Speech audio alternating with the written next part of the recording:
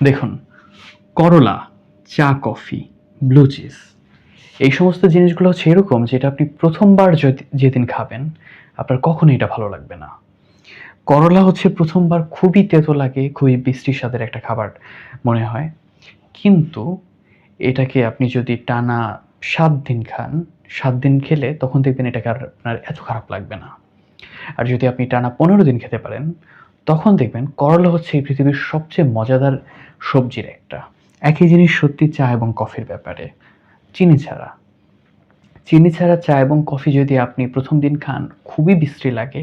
কিন্তু যদি ১ সপ্তাহ খান, ওই করলার মতো মোটামুটি লাগবে এবং ১ মাস খেলে দেখবেন যে আপনি চিনি দিয়ে আর চা কফি খেতে পারবেন না।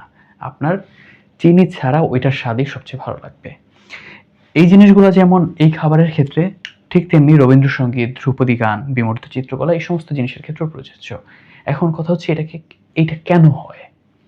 এই জিনিসটাকে বলে অ্যাকোয়ার্ড টেস্ট বা অর্জিত স্বাদ। অর্জিত স্বাদ কি? মানে যেই স্বাদটা আপনি নিজে ধীরে, ধীরে অর্জন করেন। স্বাভাবিকভাবে আমরা যে সমস্ত খাবার খাই, ধরেন আপনি একটা চকলেট খেলেন, আপনার ভালো লাগলো। এই সমস্ত খাবারের স্বাদটা আমরা ১ম এই পাই। কিন্তু এমন কিছু জিনিস আছে, যে জিনিসগুলোর স্বাদ পেতে, পেতে আমাদের আসলে একটা লম্বা জার্নির মধ্যে দিয়ে যেতে হয় এবং তখন আমাদের টেস্ট বারগুলো এটার স্বাদটাকে ফাইনালি ধরতে পারে, অনুভব করতে পারে। এজন্যই ১ম বার খাওয়া করলা যেটা বিশ্রী লাগে সেটাই আবার ১ মাস পরে খেলে তখন খুব ভালো লাগে। মানে ১ মাস টানা খেলে তারপর ভাল লাগে। এই একই জিনিস, এই অ্যাকোয়ার্ড টেস্ট, এই একই জিনিস প্রযোজ্য কিছু মানুষের ক্ষেত্রেও।